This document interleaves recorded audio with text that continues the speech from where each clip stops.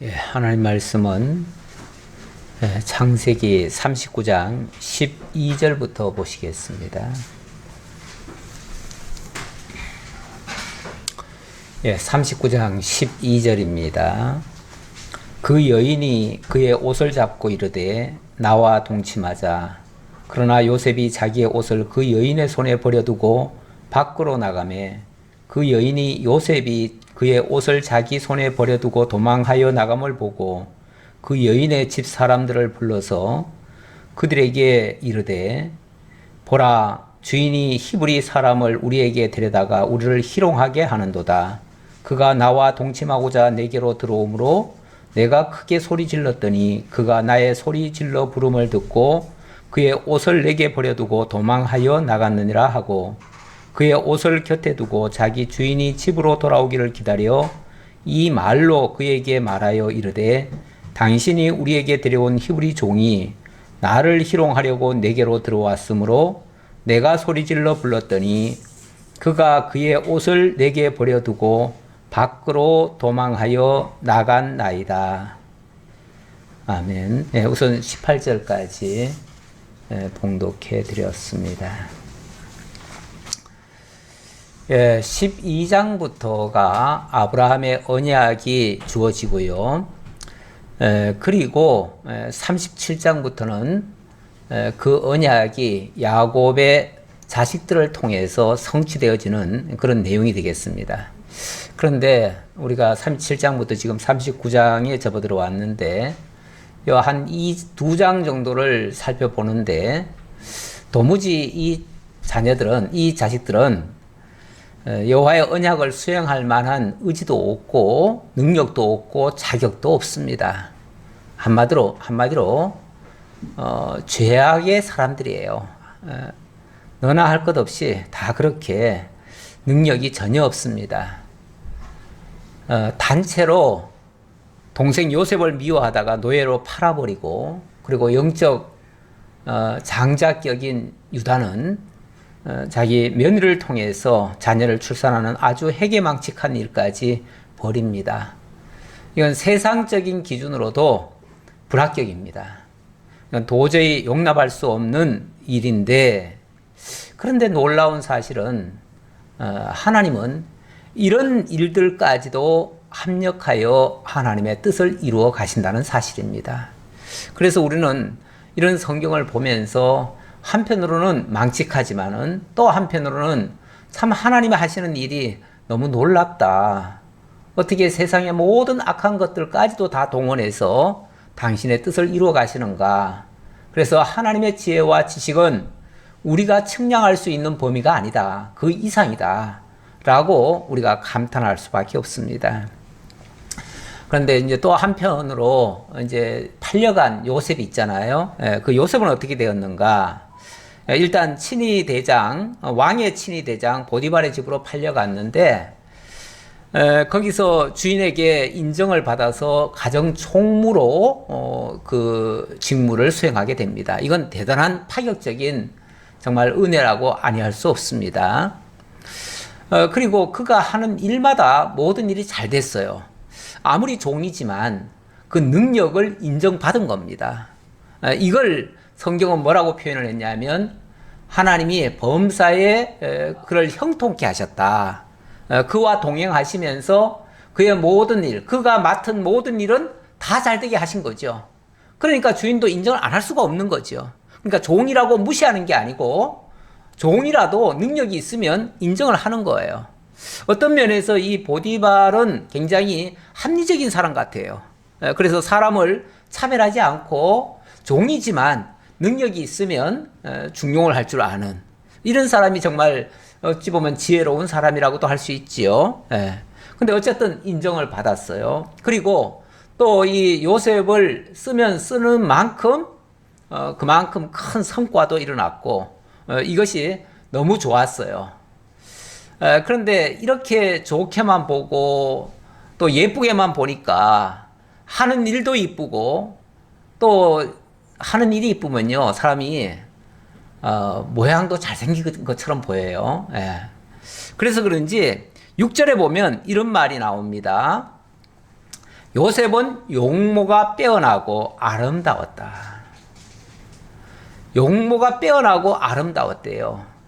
아니, 종이 뭐 이렇게 대단하겠습니까? 종의 신분은 원래 굉장히 천하게 느껴집니다. 뭐 행색도 남루할 테고, 여러모로 종이 멋있을 수가 없어요. 그런데 이 사람은 좀 특별한 사람이죠. 원래 종이 아니었고, 종으로 뭐라고 할까요? 뒤집어 써가지고 종의 옷을 입은 거죠. 억지로 종의 옷을 입은 거지 원래 종은 아니에요. 오히려 아버지에게 사랑을 받았던 어찌 보면 참 의로웠던 그런 사람인데 종의 옷을 입었을 뿐이죠. 그러다 보니까 그의 모든 행동은 모든 사람에게 정말 인정받을 만큼 그런 탁월한 능력도 발휘가 되었습니다. 그런 모습들이 사람들의 눈에, 제대로 박힌 사람들의 눈에는 아주 좋게 보이는 거죠. 그러다 보니까 보디발이 일단 인정을 했고요. 그러다 보니까 또 뭐 외모까지도 좋았는지 어쨌는지 좌우간 그 집 여주인도 마음에 들었던가 봐요.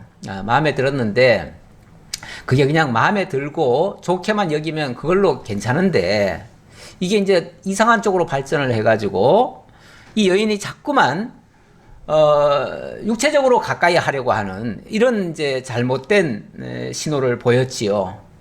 몇 번 그런 신호를 보냈는데 거기에 대해서 이 요셉은 단호하게 그것을 거절을 했습니다. 원래 종은 거절할 수 없어요. 종이라고 하는 그 신분은 오늘날에 우리 이렇게 자유민의 생각처럼 생각하시면 안 됩니다. 종은 주인이 시키면요, 시키는 대로 해야 돼요.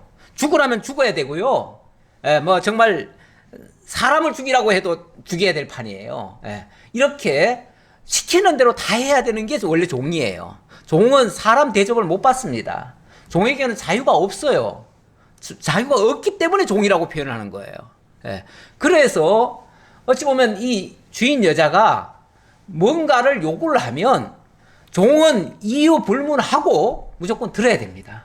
무조건 들어야 돼요. 안 들으면 그 자체가 벌써 죽을 죄가 돼버려요. 그래서 이거는 굉장한 큰 요셉으로서는 엄청난 이건 큰 시험이고 큰 유혹이 되는 거죠. 근데 이거를 요셉이 주체적으로 거부할 수 있다? 이건 현실적으로 불가능한 거예요. 그런데 요셉은 생각이 다릅니다. 자기가 비록 육신적으로는 종이 됐지만 그러나 자기는 하나님 안에서 자유자라고 느끼는 사람이에요.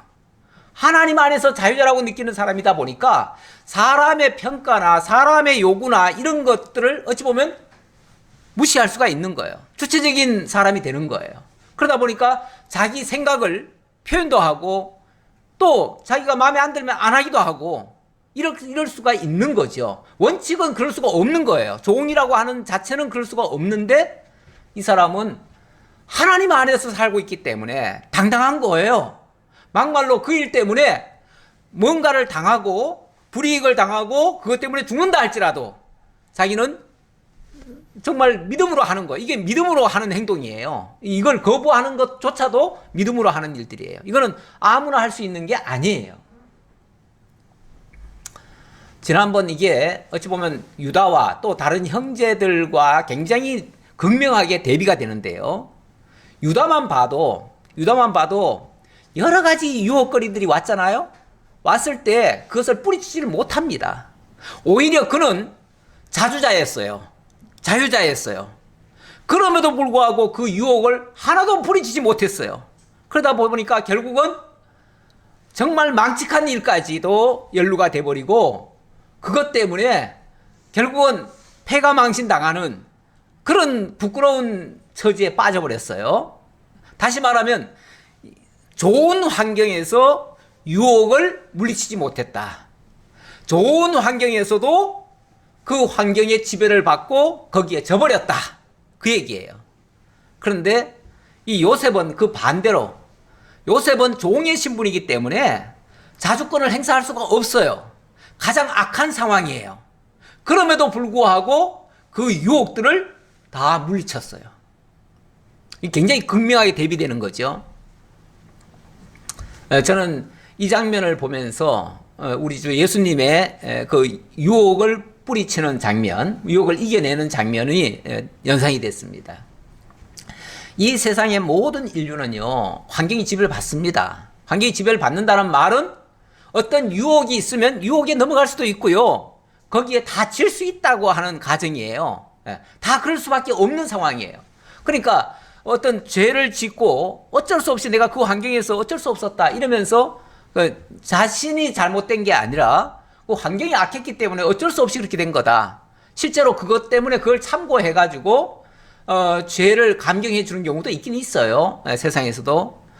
그래서 같은 죄를 지었는데 뭐 예를 들어서 술을 먹고 잘못했다 그러면은 그건 술 때문에 그런 거지 술이 죄지 그게 뭐 사람이 죄겠느냐 이러면서 봐주는 경우도 있어요. 가끔씩.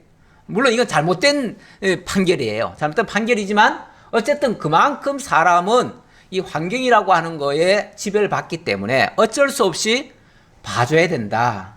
너는 안 그러겠느냐? 너도 그런 환경에 처해봐라. 너도 그렇게 되지 않겠느냐? 이런 식으로 빠져나가는 경우가 있어요. 자기 변명이고 합리화죠. 인간들의 아주 안 좋은 합리화인데, 그런데 우리 주 예수님은 어찌 보면 최악의 조건으로 빠져들어갑니다. 40일간 금식하시고 정말 배고프신 상황에서 그 악한 사단이 들어와가지고 먼저 먹거리부터 시험을 하잖아요. 이 돌로 떡을 만들어 먹어라 이런 식으로 먹거리 가지고 시험합니다. 원래 모든 시험은요, 식욕, 정욕, 명예욕 이렇게 연결됩니다. 이렇게 크게 한 3가지 정도로 시험이 들어오는데, 그 모든 시험, 먹거리부터 시작해가지고 그 명예욕까지, 네가 뛰어내려라 그러면은 이 천하의 모든 사람들이 너를 우러러보지 않겠느냐, 이런 명예욕까지, 이런 엄청난 걸 가지고 악한 자가 딜을 해옵니다. 여기에 이걸 뿌리치고 물리칠 수 있는 사람은 없어요. 거의 없어요. 사실은 사람들 중에는 없어요. 좋은 조건이 오면요, 얼마든지 받아들이고, 심지어는 악마에게 영혼을 팔아서라도 쟁취하려고 하는 경우가 있어요. 요즘 뭐 하도 얼마 전에 뭐 집 구하는 것들이 어렵다고 해가지고 요즘 젊은이들이 영혼을 팔아서라도 집을 산다고 뭐 이런 표현까지도 하더라고요. 그래 영끌이라는 표현을 하죠. 그 영끌이라는 표현이 영혼을 팔아서라도 끌어모아서라도 다 한다는 뜻이에요. 그런데 그만큼 자기 모든 걸 다 버려서까지라도 뭔가를 목적을 이루기 위해서라면은 수단 방법 안 가리는 게 인간들의 본성이고 그런 모습이에요. 실제로 다 그래요.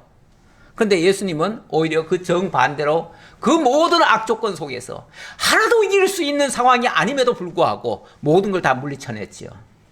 지금 요셉이 당하는 이 장면이 어찌 보면 그런 이겨낼 수 없는 상황입니다. 왜? 종이라고 하는 신분 자체가 거부할 수 있는 조건이 아니에요. 거기다가 조금만 생각을 바꾸면 이거는 요셉으로서는요 아주 절호의 기회예요. 왜요? 주인 여자의 총애를 받을 수 있다고 하는 거는 신분 상승의 기회일 수 있어요. 그리고 그 하나만 들어주면요 모든 게 다 풀려날 수도 있어요. 얼마나 좋은 조건이에요. 모든 것이 다 해결될 수 있고, 잘하면은 오히려 이번 기회를 통해서 자기가 더 훨씬 더 잘 될 수 있는 그런 기회도 되는 거예요. 근데 이걸 뿌리친다? 그것도 뿌리칠 수 없는 사람이 뿌리친다? 종이 감히 그렇게 한다? 이건 스스로 자기 발로 죽음의 자리로 들어가는 거예요. 죽을 걸 각오하고 지금 하는 일이에요. 죽음도 무서워하지 않고 오직 그의 판단 기준에는 하나님밖에 없어요. 지금 사람이 보이는 게 아니에요. 내가 하나님 앞에서 이 일을 어찌 할 수 있습니까? 앞에서 그 얘기했죠? 내가 하나님 앞에서 이 일을 어찌 할 수 있습니까? 할 수 없습니다. 당신의 종이기 때문에 내가 뿌리칠 수 없는 게 아니고 나는 하나님의 종이기 때문에 당신의 종이 아니라 하나님의 종이기 때문에 나는 하나님의 뜻을 거슬 수가 없습니다. 이런 얘기죠. 그래서 하나님의 뜻을 이루기 위해서 하나님의 의에 참여하기 위해서 자기를 죽음에다가 내어 던지는 어찌 보면 그런 모습이에요. 이게 정말 이 요셉이 시험을 이길 수 있는 유일한 비결이었고 결과적으로는 그것 때문에 승리가 되어졌고 결과적으로는 이 승리 때문에 나중에 이 요셉이 총리라고 하는 이 자리까지 올라가는 결과가 만들어집니다. 그러니까 이렇게 하면 죽을 일인데 그 죽을 일이 하나님 앞에서는 영원히 살 일이에요. 영원히 살 일. 그러니까 이걸 안다면은 이걸 정말 아는 사람만이 이러한 시험까지도 이길 수 있는 거죠. 이건 엄청난 시험입니다. 그 너무 아주 대비가 되잖아요. 이거 유다와 요셉은 너무 지금 대비가 돼요. 하나는 좋은 조건에서도 다 무너져 버렸고 하나는 가장 악한 조건에서도 다 이겨내는 이런 상반된 모습이 보이는 거죠. 어쨌든 이런 유혹거리가 들어왔는데 그동안도 몇 차례 이런 시도가 있었는데 그때는 눈짓만 하다가 이번에는 노골적으로 아주 요구를 했지요. 그랬을 때 요셉이 자기의 옷을 그 여인의 손에 버려두고 밖으로 나갔다. 그 옷을 버려둔다는 것은 그냥 증거를 남긴 거나 똑같죠. 그런 거나 똑같은 건데 그럼에도 불구하고 모든 게 다 불이하면서도 또 불이익을 감수하고 나갔습니다. 이렇게까지 되니까 아마 이 여자로서는 굉장히 당황했지 않았을까. 인간적으로 보면 굉장히 당황하지 않았을까. 왜냐하면 웬만한 종이라면 사실 종이라고 하는 거는 무조건 을의 위치고요. 주인이 요구하는 대로 다 해줄 수밖에 없는 상황인데 아니 이놈은 어찌 된 것이 요구를 했는데 그거를 들어는 안 주고 오히려 뿌리치고 나가? 그렇다면 이게 자칫하면 잘못되면 내가 죽을 수도 있는데 그렇죠. 이게 만약에 제대로 탄로나면은 자기가 죽을 수도 있는 일이에요. 그러니까 그렇게 되어지면 자기가 누구든지요 사람이 자기가 죽을 지경 되면요 자기 살궁리를 다 합니다. 그래서 자기 살궁리 하려면은 때때로 남에게 죄를 뒤집어 씌우기도 합니다. 이거는 그러면 안 되는 거지만 그거는 그냥 안 된다는 거는 그냥 윤리적인 얘기고 사람은 다급하면요 다 남을 지목해가지고 그 죄를 뒤집어 씌우기도 해요. 근데 이 여자도 결국은 요셉에게 죄를 뒤집어 씌웁니다. 안 씌우면은 자기가 죽으니까요. 그래서 뭐라고 얘기를 하냐면 갑자기 소리를 막 지릅니다. 그래서 저 밖에 나갔던 사람들까지도 다 들리도록 소리를 질러가지고 다 오게 해가지고는 여기 보라고 요셉이란 놈이 나에게 들어와서 나를 겁탈하려고 하다가 내가 소리 지르니까 이렇게 도망갔다. 그런데 너무 다급해가지고 옷까지 버리고 두고 가지 않았느냐. 그러면서 그 증거를 다 보여주는 거예요. 자, 15절 볼까요? 그가 나의 소리 질러 부름을 듣고 그의 옷을 내게 버려두고 도망하여 나갔느니라 하고 그의 옷을 곁에 두고 자기 주인이 집으로 돌아오기를 기다려 이 말로 그에게 말하여 이르되 당신이 우리에게 데려온 히브리 종이 나를 희롱하려고 내게로 들어왔으므로 내가 소리 질렀더니 그가 그의 옷을 내게 버려두고 밖으로 도망하여 나갔나이다.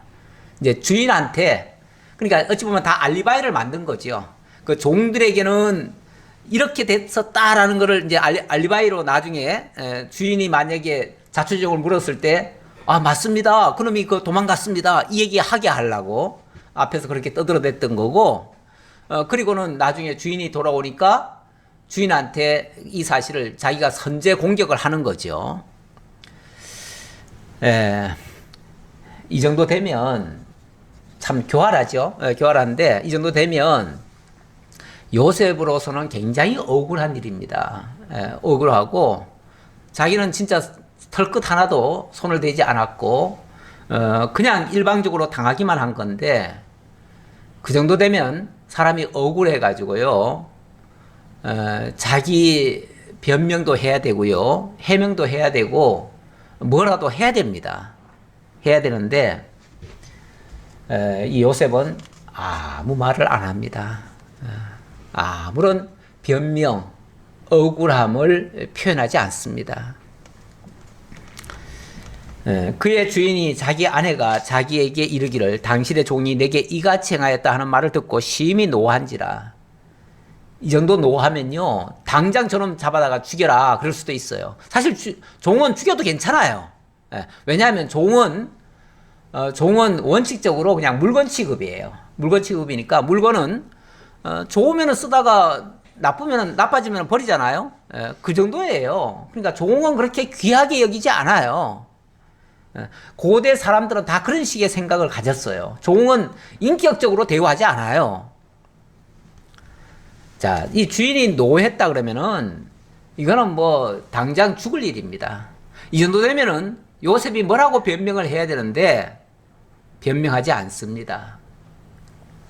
일단 주인은 굉장히 노하면서 이에 요셉의 주인이 그를 잡아 옥에 가두니 그 옥은 왕의 제수를 가두는 곳이었더라. 요셉이 옥에 갇혔으나 여호와께서 요셉과 함께 하시고 그에게 인자를 더하사 간수장에게 은혜를 받게 하시매. 자, 일단은 이 보디발이 제가 아까 합리적인 사람이 아니겠는가라고 얘기를 했었는데 아마 모든 정황으로 봤을 때 사실 이게 믿어지지 않는 얘기예요. 솔직히 말하면은 종의 신분에서 그런 식으로 행동했다가는 이건 뭐 백발백중에 죽는 일인데 그런 것을 감히 시도를 한다?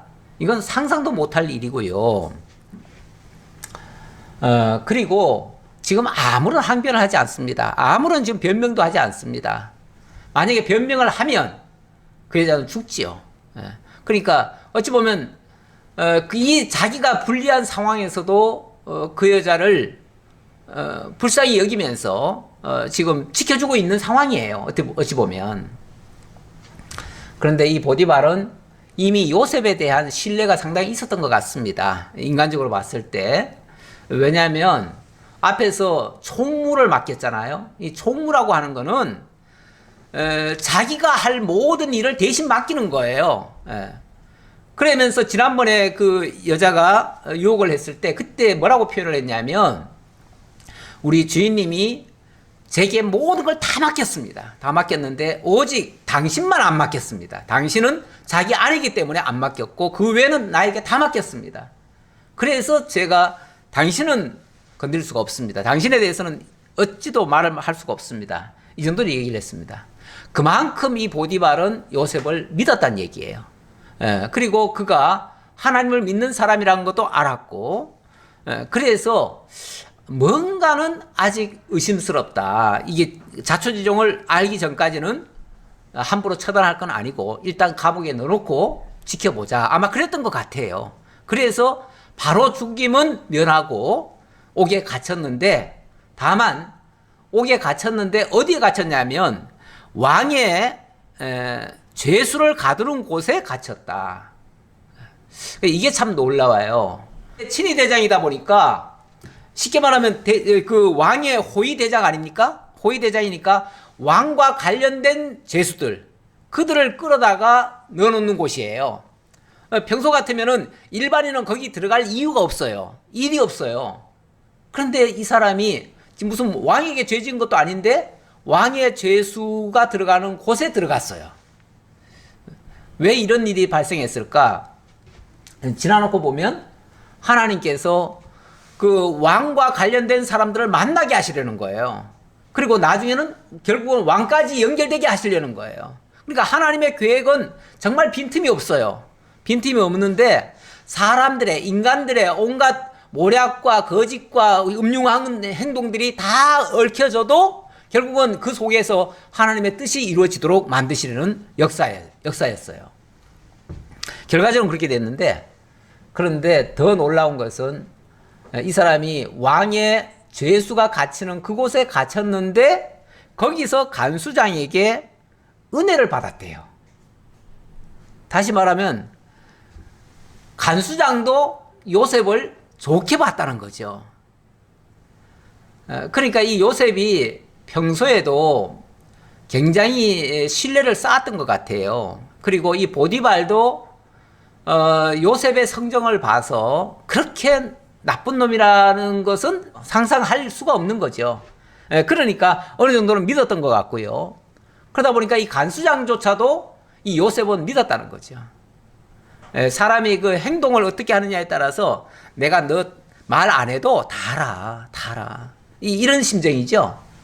그러니까 네가 잘못 없다는 건 내가 뻔히 다 알아. 그러니까 너는 지금 죄수로 들어왔지만 죄수로 취급을 하는 게 아니고 그 안에서도 간수장을 대신해서 간수장이 믿고 뭔가를 맡길 수 있는 사람. 쉽게 말하면 감옥 안에서도 총무가 되는 거예요. 간수장이 부리는 총무가 되는 거예요. 원래 그 감옥 안에도 보면은 은근히 서열도 있고요. 먼저 온 사람들이 뭔가 휘어잡고 나중에 오는 사람들을 이렇게 다스리기도 하고 뭐 그렇게 합니다. 감옥에서도 은근히 그 서열이 있어요.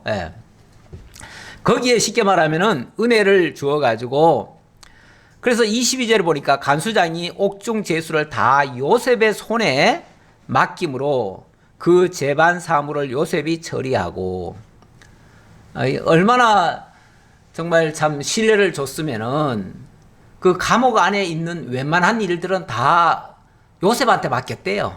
요셉한테 맡겨가지고 요셉 네가 왜 은근히 사람들이 자기가 좀 힘들고 뭐하고 하면은 좀 똑똑해 보이는 사람한테 뭐 자꾸 맡기려고 하잖아요. 그래서 야, 이 일은 네가 좀 해다오. 그러니까 원래는 자기가 해야 될 일이겠지만 누구든지 다 사실은 벅차고 힘들어요. 무슨 일을 하려고 하면.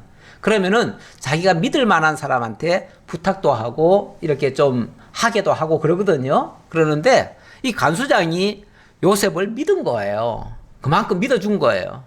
그러니까 웬만한 사무들은 다 맡겼어요. 쉽게 말하면 감옥 안에 사무장을 시킨 거예요. 그렇죠? 사무를 다 맡겼으니까 재반 사무를 요셉이 처리하고 간수장은 그의 손에 맡긴 것을 무엇이든지 살펴보지 아니하였으니 이는 여호와께서 요셉과 함께 하심이라. 야, 이 사람은 정말 독실한 사람이야.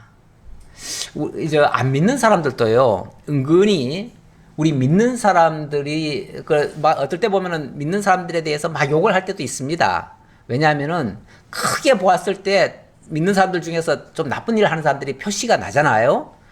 언론에도 막 타고 그러니까 그래서 믿는 것들이 왜 저래 막 이러면서 욕을 하다가도 또 개별적으로는 믿는 사람들이 그래도 믿는 사람, 저 사람은 하나님 믿는 사람이야.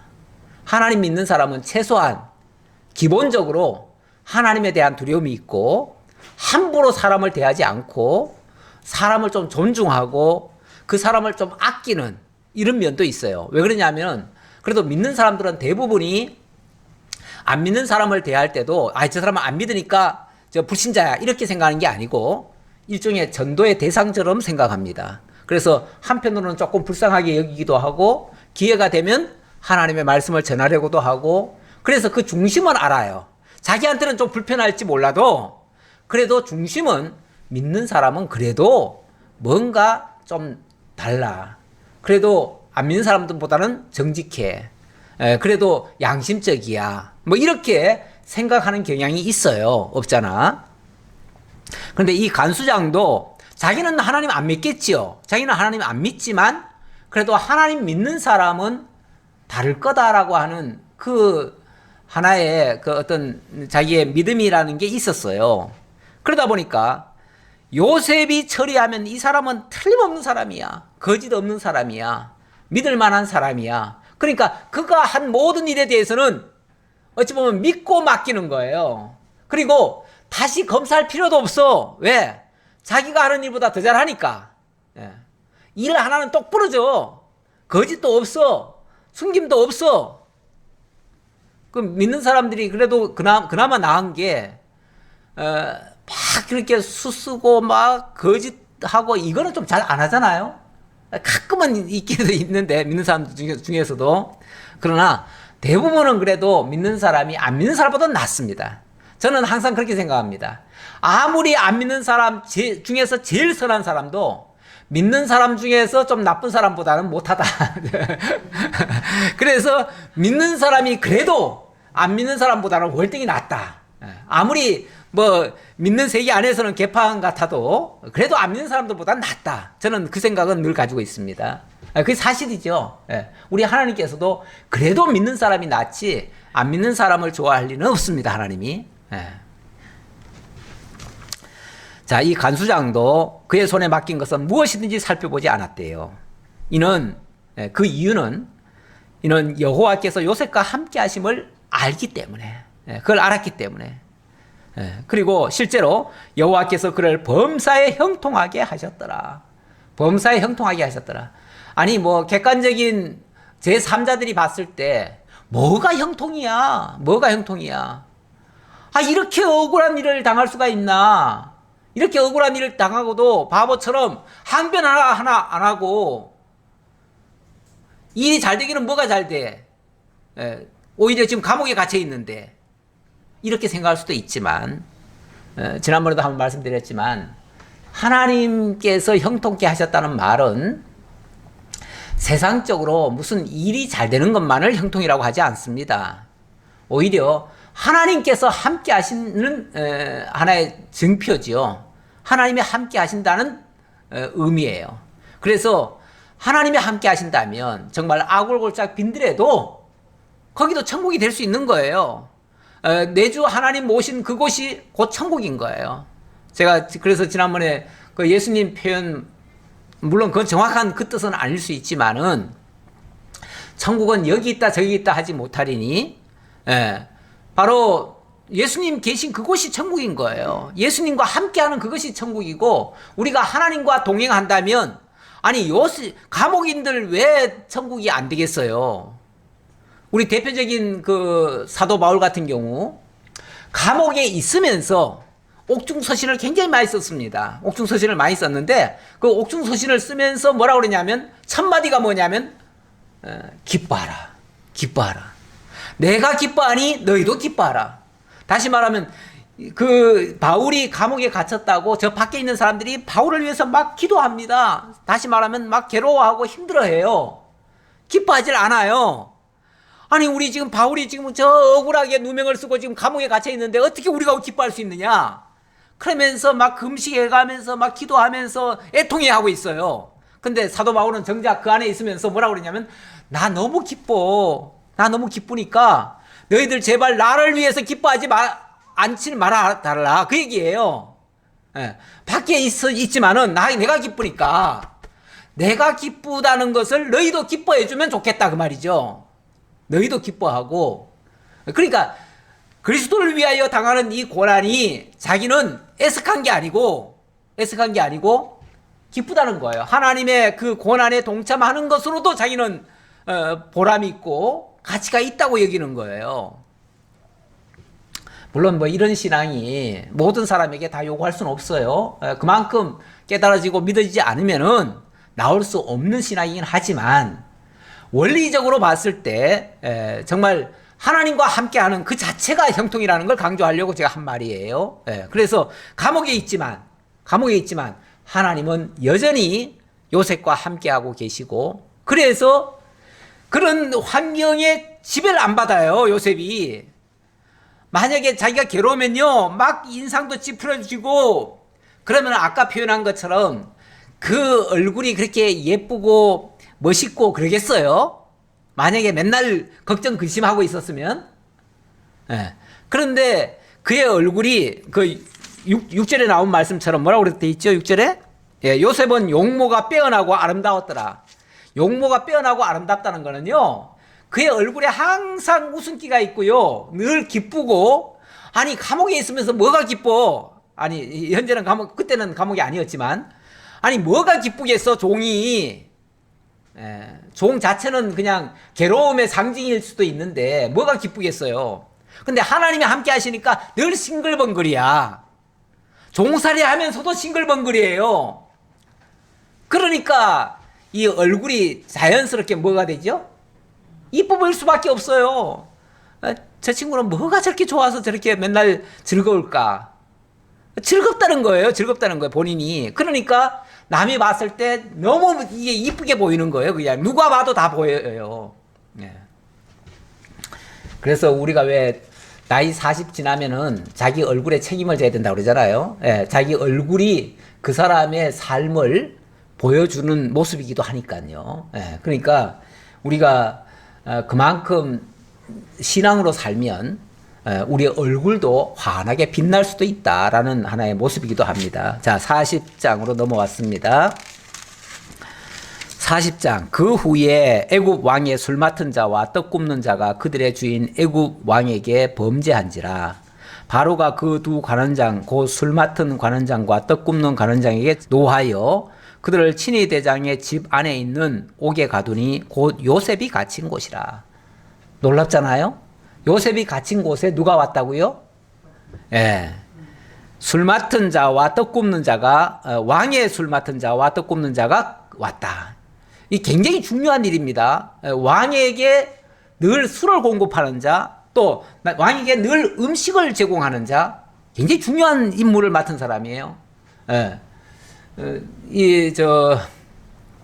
옛날에 왕정시대 때는요, 자기가 가장 믿을 만한 사람을 자기 가장 측근에 두잖아요. 두는데 그 사람에게 쉽게 말하면 자기 먹거리, 자기 마실거리, 자기를 기쁘게 하고 자기의 양식을 채워줄 사람, 이런 사람으로 맡깁니다. 그러니까 그만큼 신뢰가 없으면은 맡길 수가 없어요. 조금만 의심스러워도 그 사람은 그 대신, 그러니까 그 왕의 측근에 있으면서 왕의 그 아주 중요한 것을, 생명을 진짜 지켜줘야 될 그런 사람이에요. 이런 사람이 어느 날 범죄에 연루가 돼가지고 친위대장 집에 그 감옥에 갇혀버렸네요. 그 죄가 사실인지 아닌지는 두고 봐야겠죠. 두고 보면 나오겠죠. 나오는데 일단 뭔가의 어떤 사건이 발생했던 것 같아요. 왕을 시해하려고 하는 어떤 사건이 발생했던 것 같아요. 그러면은 제일 먼저 의심스러운 사람이 누구예요? 아무래도 음식 만드는 사람과 술 만드는 사람. 왜냐면 술 가지고도 사람 죽일 수도 있고 음식 가지고도 죽일 수 있거든요. 그러니까 그런 사람도 연루되지 않았나 해가지고 일단 잡아놓은 것 같아요. 그런데 아직은 이제 조사를 해야 되니까 조사하기 전까지는 일단 가둬놓고, 그리고 이제 어떤 조사가 본격적으로 이루어져서 뭔가가 드러나면 그때 따라서 또 처리를 하겠죠. 일단 잡아넣었습니다. 거기에 요셉이 쉽게 말하면 한 방에 들어간 거예요. 평소 같으면 거기 들어갈 일도 없죠. 만날 일도 없고, 그러면 아무 관계가 없는 일인데, 그러니까 왕의 그 술 맡은 자, 떡 만드는 자가 요셉과 만날 확률은 거의 제로입니다. 없습니다. 평소 같으면은 없는데, 이런 계기로, 그러니까 어찌 보면 억울한 누명 때문에 만나게 된 거예요. 4절입니다. 친위 대장이 요셉에게 그들을 수종 들게 하며 요셉이 그들을 섬겼더라. 그들이 갇힌 지 여러 날이라. 그런데 어쨌든 그 사람들이 아직 죄가 확실히 밝혀지기 전까지는 잠정적인 죄인이긴 하지만 아직은 죄수가 아니잖아요. 그러니까 일단은 그들을 극진히 모셔야 되는데, 나중에 풀려날 수도 있으니까 극진히 모셔야 되는데 누가 모실 것인가를 했을 때 요셉 네가 맡아라. 네가 잘 돌봐드려라. 왜냐하면 요셉이 그만큼 신뢰를 받았기 때문에 이제 그것도 가능한 거예요. 자, 그래서 요셉이 직접 그들을 섬기게 됩니다. 섬기는데 사람이 자기가 뭔가를 이렇게 자기에게 잘 대해주는 사람한테는요, 자기의 억울함이나 자기의 그 아쉬운 소리, 이런 소리를 하게 돼 있습니다. 그렇죠? 그러다 보니까 며칠 지난 다음에 갇힌 지 여러 날이라 그랬죠. 그러니까 얼마 후에 한참 됐겠죠. 옥에 갇힌 애굽 왕의 술 맡은 자와 떡 굽는 자 두 사람이 하룻밤에 꿈을 꾸니 각기 그 내용이 다르더라. 아침에 요셉이 들어가 보니 그들에게 근심의 빛이 있는지라. 요셉이 그 주인의 집에 자기와 함께 갇힌 바로의 신하들에게 묻되 어찌하여 오늘 당신들의 얼굴에 근심의 빛이 있나이까. 이 종이 종이 남의 안색까지 살피고 그거에 대해서 안부까지 묻는다는 건 쉽지 않거든요. 그런데 어쨌든 이 요셉은 정말 범상한 건 틀림없습니다. 그러니까 사람의 안색을 보고도 그 사람의 오늘 심리 상태를 지금 파악하고 얘기를 하는 거죠. 그러면서 어째서 오늘은 이렇게 안색이 안 좋습니까? 무슨 일이 있습니까? 그랬더니 그들이 그에게 이르되 우리가 꿈을 꾸었으나 이를 해석할 자가 없도다. 요셉이 그들에게 이르되 해석은 하나님께 있지 아니하니까 청하건대 내게 이르소서. 우리가 어젯밤에 꿈을 꿨는데 너무 이상한 꿈을 꿔가지고 그래서 이게 도대체 무슨 일일까 아무리 생각을 해보고 누구한테 물어봐도 뭐 자기네들끼리 물어봤겠죠. 물어봐도 도대체 이게 무슨 의미인지 아는 사람이 아무도 없더라. 근데 사람이요 뭔가 궁금하고 이상한데 그게 해결이 안 되면요 그게 근심거리가 돼요.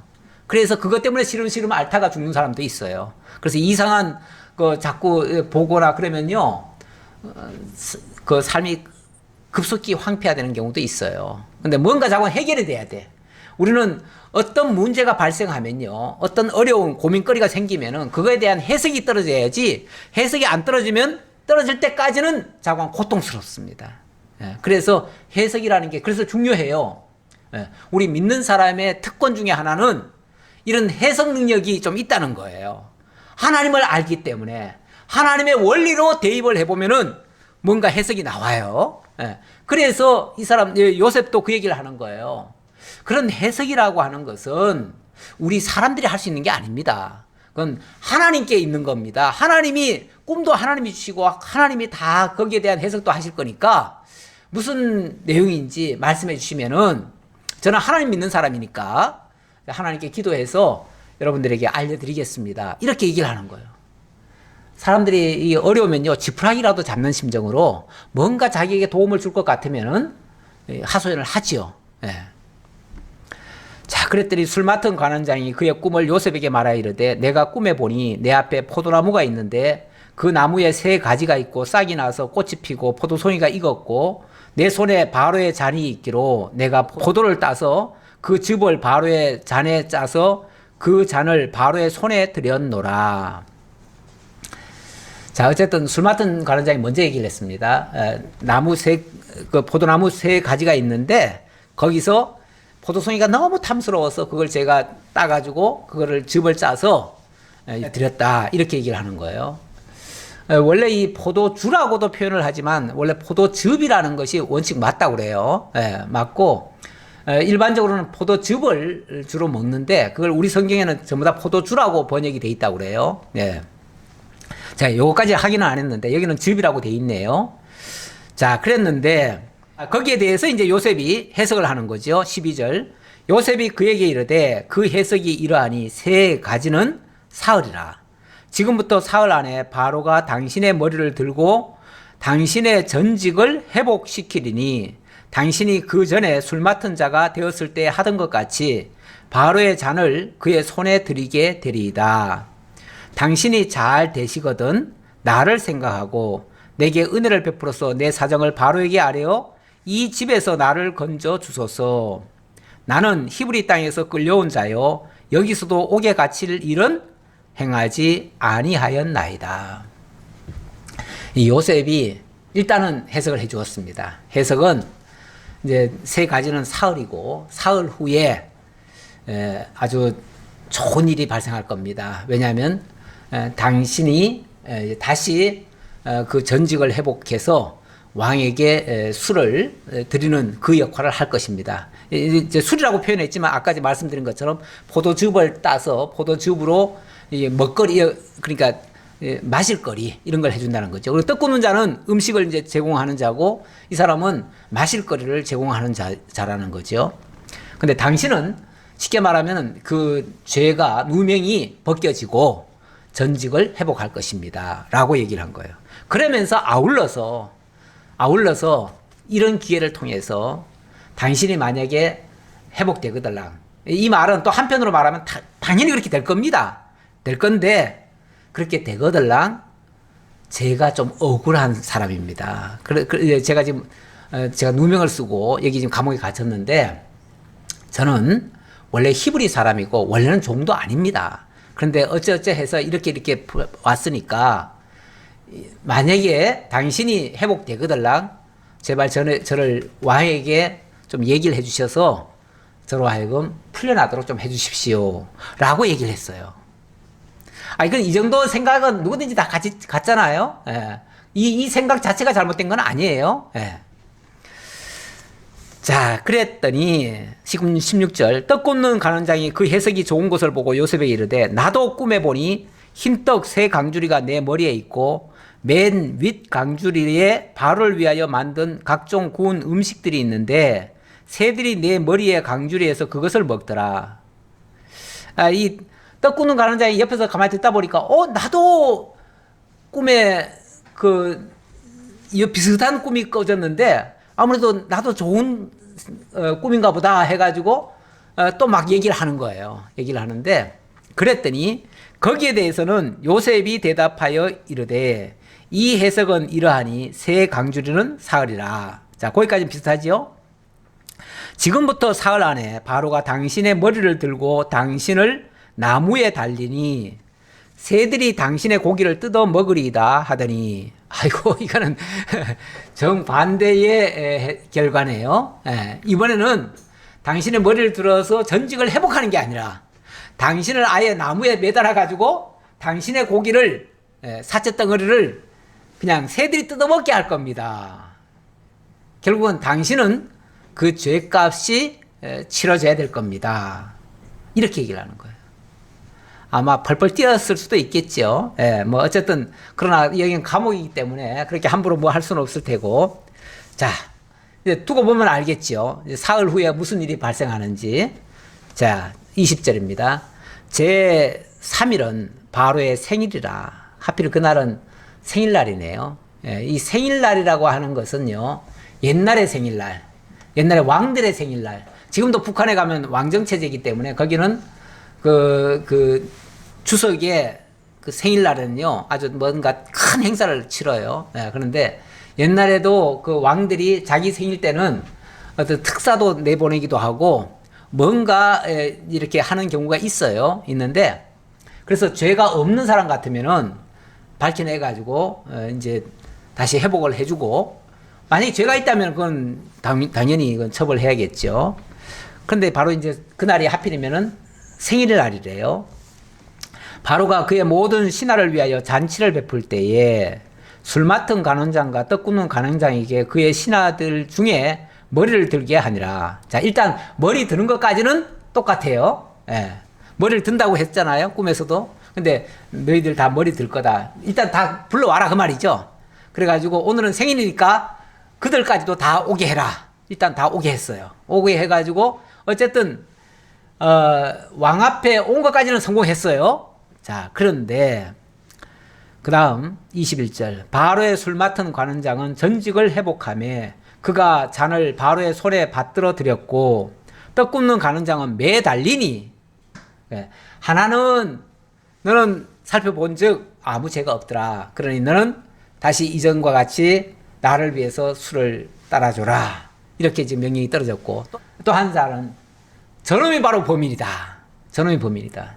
저놈이 나를 죽이려고 이런 행위를 했었다.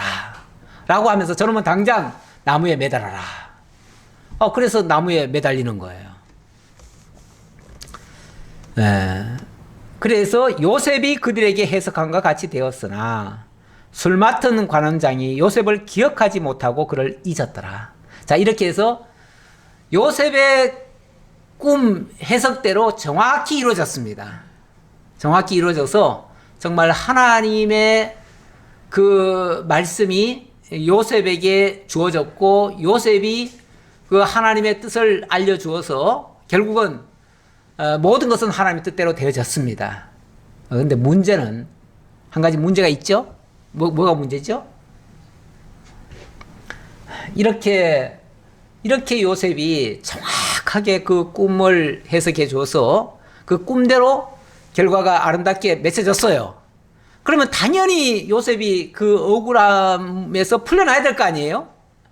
풀려나야 되는데 이 술 간원장이 바빠서 그랬겠죠, 뭐. 바빠서. 예, 전직을 회복하고 나니까 이제 할 일이 얼마나 많겠어요. 그러다 보니까 까마득하게 잊어버린 거예요, 그냥. 잊어버렸는데, 언제까지 잊어버렸냐면은 2년 동안이나 잊어버렸다네요. 2년 동안 까마득하게 잊어버린 거예요. 사람이 뭔가를 기대했다가 그 기대가 산산조각이 나면요. 굉장히 실망스럽고 굉장히 더 힘듭니다. 사실은 힘들어요. 차라리 아무런 기대가 없을 때는요. 힘이 덜 들어요. 당연하다고 생각해가지고. 그런데 뭔가를 기대했는데 기대가 안 이루어지면 그거는 정말 힘들어요. 근데 아마 요셉은 이때가 가장 힘들지 않았을까 싶어요. 왜? 풀려나야 되는데. 내가 그렇게 분명히 꿈이 이루어져서 분명히 전직을 회복했으면은 나도 풀려나야 되는데. 내 억울함이 드러나야 될 거 아니에요. 내 억울함이 풀려나야 될 거 아니에요. 그거 믿고 있었는데. 근데 사람이 화장실 갈 때하고 올 때가 다르다잖아요. 자기 입장이 달라지면 과거의 입장은 다 무시되는 겁니다. 그건 생각도 안 하는 겁니다. 그래서 그 어렵게 산 사람들이 나중에 보면요. 자기가 어려웠을 때 시절을 잊어버려요. 그래가지고 나중에 보면은 그 어려웠을 때에 했던 결심들을 하나도 시행 안 하고 그런 경우도 있어요. 그래서 애들 보통 어릴 적에 그 꿈 얘기하라고 그러면 나중에 나는 의사가 될래요. 나는 변호사가 될래요. 그래가지고 나중에 돈 없이 그 막 아파서 힘든 사람들 내가 다 공짜로 고쳐줄래요. 그리고 억울한 일을 당한 사람들 다 내가 변호해가지고 억울한 일을 얻게 해줄 거예요. 근데 막상 의사가 되면요. 막상 변호사 되면요. 내가 옛날에 못 벌었던 거, 남들도 저렇게 버는데 더 많이 벌어요. 더 악착같이 벌어요. 그리고는 자기의 그 어렸을 때 그 생각이나 이거는 다 까마득하게 잊어버려요. 그게 우리 인간의 모습이에요. 누구나 다 그래요. 다 잊어버려요. 자기 필요한 대로 기억해요. 사실은. 자기 필요 없으면은 기억 하나도 안 해요. 남의 입장인데, 힘이 좋은 그거 생각할 게 뭐 있어요? 그렇죠? 생각할 것도 없어요. 그러니까, 애시당초, 물론 그 말은 참 신통하긴 했지만, 나는 원래 내가 저기가 없으니까 당연히 풀려났지. 이렇게 생각하지. 그가 해석을 잘해줘가지고 이렇게 풀려났다. 이렇게 생각은 안 하지요. 그러니까 원래 뭐든지 잘 되면요. 다 내 탓이에요. 그리고 안 되는 것만 어떤 놈이 얘기를 했으면은 그놈은 죽일 놈이 되는 거죠. 그러니까, 남에게는 나쁜 것만 돌리고 나에게는 좋은 것만 돌리는 게 원래 인간의 모습이에요. 그런데 이걸 이제 역으로 생각해 봅시다. 이것조차도 하나님의 형통하게 하심이라고 저는 봅니다. 그래서 이걸 역으로 생각해 보면 만약에 2년 전에 만약에 그 간수장이 기억을 하고 왕에게 청구를 해가지고 그러면은 그의 억울함을 얘기했으면은 요즘은 어떻게 됐을까요? 풀려났을 수도 있고 또 안 풀려났을 수도 있어요. 왜냐하면 왕이 그것까지 신경 쓰나요? 야 그런 것까지 뭐 나한테 얘기를 하냐 그럴 수도 있고 그거는 내 알 바 아니다. 뭐 좋은 얘기를 뭘 듣고 앉았느냐 이럴 수도 있는데 만약에 풀려났다고 아주 좋게 얘기해가지고 풀려났다고 칩시다. 풀려나면 어떻게 됐을까요? 풀려났으면은 일단 요셉은 이제 자유몸이 되잖아요. 자유몸이 되면 제일 먼저 어떻게 할까요? 집으로 가겠죠. 고향 땅으로 가겠죠. 고향 땅 가면은 그 형제들이 뭐 아버지는 만나서 좋겠지만은 그 형제들은 뭐가 되죠? 그 동생 죽었다고 얘기하고 그 거짓말 했던 게 다 탄로날 거 아니에요. 그러면 그 집안에서 잘했니, 누가 잘했니, 잘못했니 서로 원망하고 서로 싸우고 아마 뭐 박살 나겠지요. 집안 박살 나겠지요. 그 집안이 제대로 돼 있겠어요. 그리고 나중에 결과적으로는 나중에 이제 앞으로 기근이 생길 건데 기근 생기면은 아마 그 민족은 다 죽었을 수도 있어요. 다 망했을 수도 있어요. 원래 싸우다 보면요 함께 죽어요. 다 그렇게 될 수도 있는데 여기 잡혀오고 이 억울함이 풀리지 않는 바람에 어떻게 됐죠? 2년 만에 왕을 만나게 돼요. 왕을 만나게 되고 총리가 되게 돼요. 총리가 되니까 결국은 나중에 기근 만났을 때 이스라엘에 있던 그 자기 형제들이 다 와가지고 자기한테 무릎을 꿇게 돼요. 그래서 그 자기 민족을 구원하게 되어지고 그 결과는 결국은 아브라함에게 언약했던 400년간 애굽에 내려가서 종살이 하다가 거기서 생육번성해가지고 돌아와서 나라를 세울 것이다 라고 예언되었던 그 내용이 이루어져 가는 거예요. 결국 이렇게 사람들이 자기 이용하고 내버렸을 때에 그게 오히려 하나님의 뜻을 이루는 결과가 되어져요. 이렇게 하시는 하나님이에요. 우리 하나님은 모든 걸 합력해서 당신의 선을 이루시지 그것 때문에 망쳐지고 안 되는 일이 아니에요. 그래서 사람이 보기에는 좀 안 되는 것 같아요. 좀 잘못된 것 같아요. 그래도 걱정할 게 없어요. 하나님은 그걸 통해서도 당신의 뜻을 이룰 거니까. 그래서 우리는 하나님을 믿어요. 끝까지 의심하지 않아요. 그 하나님 믿고 승리하시는 여러분들 다 되시길 바랍니다. 이 사건은 나중에 훗날에 정말 억울하게 십자가에 누명을 백성들의 죄를 대신해서 짊어지고 십자가에 못 박혀 죽으시지만 3일 만에 부활하셔서 본래 가지고 있었던 그 영원한 왕의 지위를 회복하시고 그로 말미암아 자기 백성들을 다 구원하실 우리 주 예수 그리스도에 대한 모형과 그림자적인 예표적인 그런 사건이 되어지기도 합니다. 기도하겠습니다. 아버지 하나님 감사합니다. 우리 하나님 하시는 일 언제 봐도 빈틈없고 또 그 모든 것을 합력해서 선을 이루어내신다는 것을 오늘도 말씀을 통해서 확인했습니다. 요셉의 이 일들이 너무나 억울해 보이지만 그러나 그 억울한 일들이 오히려 하나님의 뜻을 이루고 하나님의 영광을 나타낸다는 것을 깨달았습니다. 우리에게도 세상 살다 보면 억울한 일이 너무나 많습니다. 그러나 우리 하나님이 이 모든 것을 통해서 오히려 더 좋게 하신다는 것을 깨닫고 늘 감사하고 범사에 감사하고 항상 기뻐하는 그리고 하나님께 영광을 돌리는 저희가 될지언정 그것 때문에 원망하고 슬퍼하고 괴로워하는 그래서 패배자의 삶을 사는 일이 없도록 주님께서 함께해 주옵소서. 감사드렸고 예수님 이름으로 기도하옵나이다. 아멘.